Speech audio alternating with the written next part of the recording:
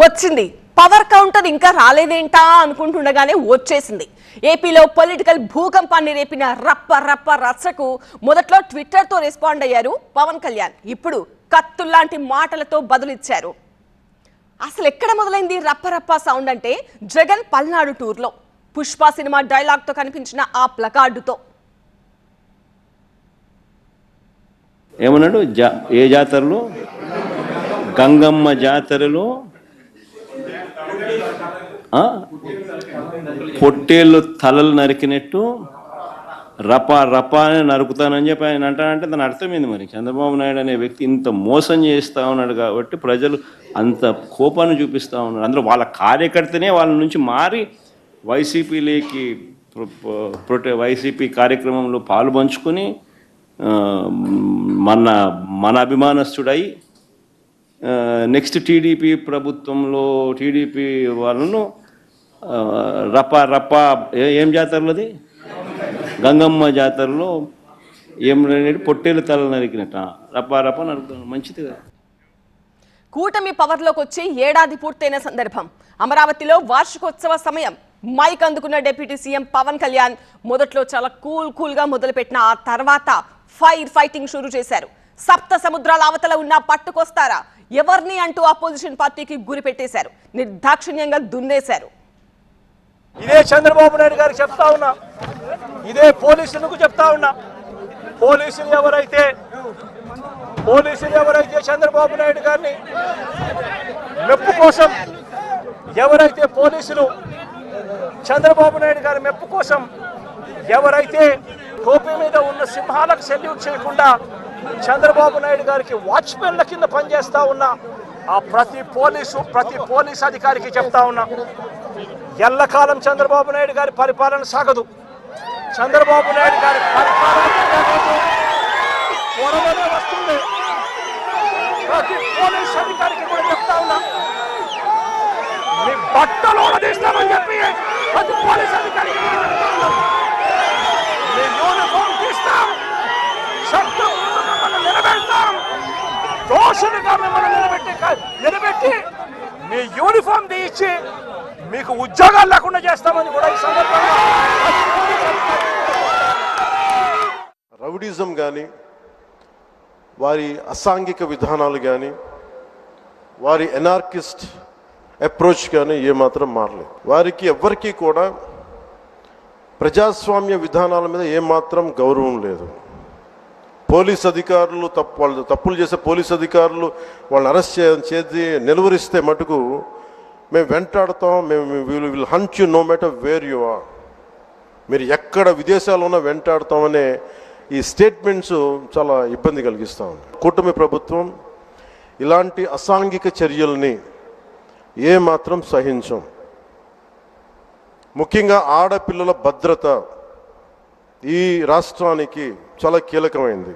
వీటికి ఆడపిల్లల భద్రతకు సంబంధించిన కానీ ఎనార్కిస్ట్ అప్రోచ్ కానీ రాష్ట్రంలో ఉంటే ఏమాత్రం సహించే విధానం ఈ కూటమి ప్రభుత్వానికి లేదు అనేది మీ అందరికీ చాలా ప్రత్యేకంగా మేము తెలియజేస్తున్నాం. మీరు నరుకుతామంటే మేము ఊరుకుంటామా? మాకు వచ్చు రప్పరప్ప పర్ఫార్మెన్స్ అంటూ సంస్కారవంతమైన సోప్తో వైసీపీని చాకరేవు పెట్టబోయారు పవన్. నెక్స్ట్ టీడీపీ ప్రభుత్వంలో టీడీపీ వాళ్ళను రపా ఏం జాతరలోది? గంగమ్మ జాతరలో ఏం పొట్టేలు తల నరికినట్ట రపా నరుకుతాను. మంచిది కదా.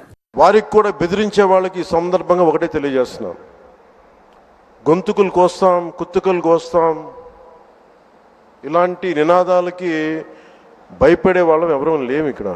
అలాంటివన్నీ చూసే మిమ్మల్ని మీలాంటి వాళ్ళని ఎదుర్కొని ఇక్కడ దాకా వచ్చాం.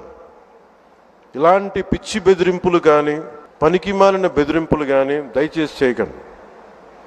తాటాక చప్పులకి ఇక్కడ ఎవరు భయపడేవారు లేరు.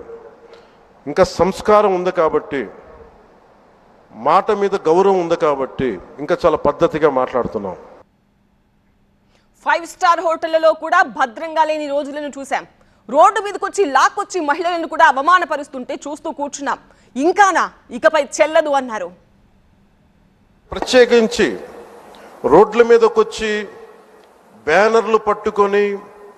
గొంతుకులు కూసేస్తాం. సినిమాలు చెప్పడానికి చాలా బాగుంటాయి ఇవి. నేను సినిమాల నుంచి వచ్చిన వాడిని. సినిమాలు చెప్పడానికి చాలా బాగుంటాయి. నిజ జీవితంలో అవి నమ్మి మోసపోకండి. కాలు మక్కిలు ఎరకొట్టి కింద కూర్చోబెడతాం. జాగ్రత్త, పిచ్చి వేషాలు వేయకండి ఎవరు కూడా. ఇవి సరదాగా ఉండే విషయాలు కాదు ఇవి.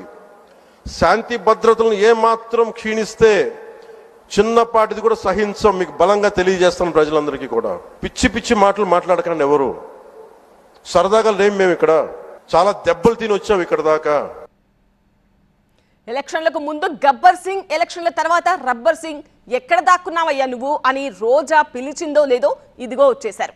ఎప్పుడు కోపం రాని వాడికి కోపం వస్తే కొండలే పిండైపోతాయి. మాది మంచి ప్రభుత్వమే కానీ మెతక ప్రభుత్వం కాదు అనేది పవన్ ఇచ్చిన మాస్ వార్నింగ్. ఎలక్షన్స్ ముందేమో పవర్ స్టార్ లాగా ఊగిపోతూ ఎన్ని మాటలు మాట్లాడతాడు పవన్ కళ్యాణ్. అదే పవర్లోకి వచ్చాక ఫ్లవర్ని యూత్లు చెవుల్లో పెడుతున్నాడు. ఎలక్షన్స్ ముందరేమో గబ్బర్ సింగ్ లాగా డైలాగులు చెప్తాడు. ఇప్పుడు ఎక్కడయ్యా మీరు చెప్పిన యువతకి ప్రామిస్లు చేయట్లేదు అంటే రబ్బర్ లాగా మెలికలు తిరుగుతాడు. సజ్జనుడు కోపం వస్తే అడవి కూడా ఆపలేదనేది. అలాగా మాది మంచి ప్రభుత్వం. నారా చంద్రబాబు గారి నాయకత్వంలో ఉన్న కూటమి ప్రభుత్వం మంచి ప్రభుత్వం. మెతక ప్రభుత్వం కాదు ఇది. సమర్థవంతమైన ప్రభుత్వం, అభివృద్ధి చేసే ప్రభుత్వం, కానీ మెతక ప్రభుత్వం కాదు ఇది. పిచ్చి వేషాలు వేసే తొక్కి నారా తీస్తాం, గుర్తుపెట్టుకోండి. ఇది సంస్కారం కాకపోయి, ఇది సభకి కరెక్ట్ కాకపోయినా చెప్తున్నాను ఇది. ఎందుకంటే మేము చాలా దెబ్బలు తిని వచ్చాం కాబట్టి మళ్ళీ ప్రజల్లో భయాందోళన చేద్దామని పిచ్చి వేషాలు వేస్తే ఏ మాత్రం ఉపేక్షించాం. అధికారులకు కూడా మేము అదే అప్పీల్ చేస్తున్నాం. మీరు దయచేసి any anti constitutional, any anti government, please kindly take care and make sure you implement the law. మళ్ళీ వస్తారా, వచ్చాక నరుకుతారా? అవన్నీ పగటి కలలే. మరో 15 ఏళ్ల పాటు కూటమిదే రాజ్యం. మేం వికసిత ఆంధ్రప్రదేశ్ కోసం ప్రయత్నిస్తుంటే మీరు విచ్ఛిన్న ఆంధ్రప్రదేశ్గా మారుస్తారా? మారుస్తుంటే మేము చూస్తూ ఉంటామా? నో వే అంటున్నారు డిప్యూటీ సీఎం. కరప్షన్ లేని విధానాలతోటి ముందుకెళ్లాలని మనస్ఫూర్తిగా కోరుకుంటా ఉన్నాం. అలాగే ఏ విధమైన ఇబ్బందులు కలిగించినా చాలా మందికి ఒక ఆలోచన ఉండొచ్చు, మళ్ళీ ఆ ప్రభుత్వం వస్తే ఏమవుతుంది, నా ప్రభుత్వం రావట్లేదు.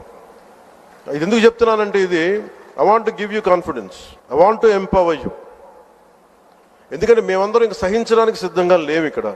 ఈ కూటమి ప్రభుత్వం 15 తక్కువ మేము మాట్లాడుకుంది 15 నుంచి 20 ఏళ్ళు ఉండాలి. ఎందుకు అనుకున్నామంటే ఆంధ్రప్రదేశ్ వికసిత్ ఆంధ్రప్రదేశ్గా ఉండాలి, వికసిత్ భారత్లో భాగంగా ఉండాలి. అంటే ఈ ఐక్యత చెడగొట్టే పరిస్థితుల్లో నేను లేను, ఎవరు కూడా లేవు. అలాగే ఇది గత ప్రభుత్వ పాలకులు కూడా ఇది గుర్తుపెట్టుకోవాలి.